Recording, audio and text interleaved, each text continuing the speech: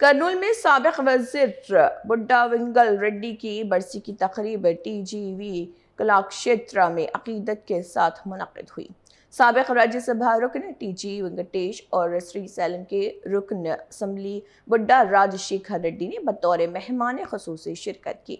इस मौके पर टीजीवी कला क्षेत्र के सदर पट्टी ओबलिया की तहरीर करदा किताब महानिता बुड्ढा विंगल रेड्डी की रोनुमाई की गई।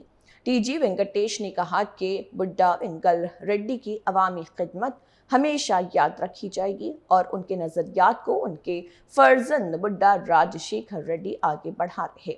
बुड्ढा राजशेखर रेड्डी ने कहा कि वज़ीर आला चंद्रबाबू नायडू की हौसला अफजाई और रहनुमाई से वो सियासत में आए हैं। उन्होंने बुड्ढा विंगल रेड्डी के एनटी रामाराव से करीबी ताल्लुकात को याद किया। तकरीब में अवामी नुमाइंदों, पार्टी कायदीन और हामियों ने शिरकत करके बुड्ढा विंगल रेड्डी को खराज अकीदत पेश किया।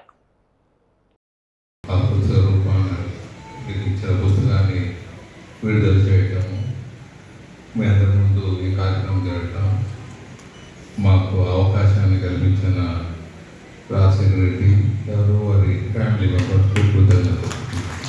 రాజశేఖర రెడ్డి గారు గురించి మాట్లాడేదానికన్నా ఈరోజు బుడ్డా వెంకటరెడ్డి గారు వాళ్ళ తండ్రి గురించి మాట్లాడితే కొద్దిగా ఎక్కువగా సబబుగా ఉంటుంది. రాజశేఖర రెడ్డి గారు వారి కుమారుడైనా ఏ లీడర్ అయినా ఈరోజు మాకు ఈ సందర్భంలో బుడ్డా వెంకటరెడ్డి గారు గుర్తొస్తుంటారు.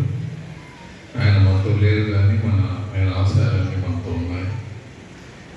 ఆయనతో గడిపిన రోజుల్లో అన్నీ ఒక్కోటి గుర్తొస్తుంది. మరి బీవిరెడ్డి గారు చాలా చెప్పారు ఆయన గురించి. అలాగే ఓబ్లే గారు చెప్పారు, పుల్లయ్య గారు చెప్పారు, మరి అలాగే చంద్రయ్య గారు చెప్పారు. మరి ఈ కార్యక్రమంలో వచ్చిన మరి రాజశేఖర రెడ్డి గారు, వారి శైలజ గారు, వారు రావటం, దంపతులు గారు రావటం, వారి పెద్దల మీద ఉండే అభిమానాన్ని మరొకరి గుర్తు చేస్తుందని సభాముఖంగా తెలియజేస్తున్నాను.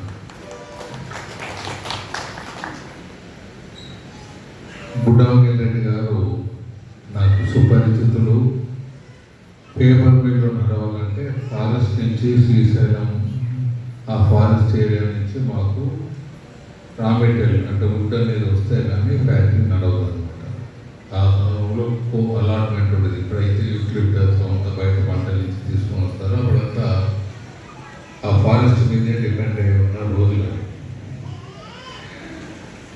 ఒక ఎన్టీ రామారావు గారు పార్టీ స్థాపించినప్పుడు భీమమోహన్ రెడ్డి గారు నన్ను పిలుచుకోపోవడం, రాండి అని ఎన్టీ రామారావు గారు అంతకుముందు నాకు పరిచయం ఉన్నా పొలిటికల్గా ఆయన రమ్మన్నారు, మాట్లాడతామన్నారు. అంటే అప్పుడు వెళ్ళటం, నాకు బోడీ కావాలని ఆయన ఎన్టీ రామారావు అన్నప్పుడు 2 lakhs తెప్పించి ఇచ్చేదాన్ని పోతే లేదు, నాకు 1 లక్ష 1 రూపాయి చాలు మీకు బోడీ అని చెప్పడం. ఇవంతా ఆయనతో ఉండే సంబంధాలు అప్పుడు.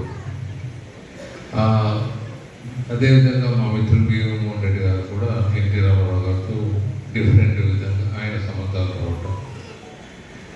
ఉభయులు పార్టీ పుట్టినప్పుడు ఎన్నో కార్యక్రమాలు, ఒక కర్నూలు జిల్లానే కాకుండా స్టేట్లో ఆయన పదవిలో ఉండి కూడా చాలా